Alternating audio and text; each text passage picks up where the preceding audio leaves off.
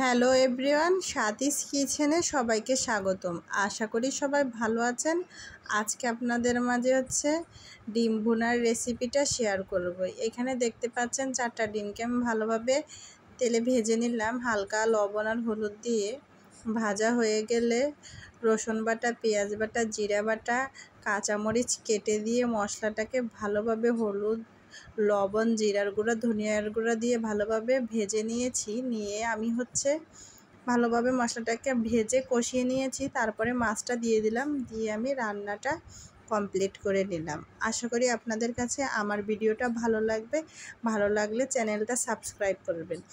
একদম ঘরোয়া উপকরণ দিয়ে আজকের এই ডিম ভুনাটা করেছি। আশা করি আপনাদের ভালো লাগবে। ধন্যবাদ সবাইকে। আসসালামু আলাইকুম।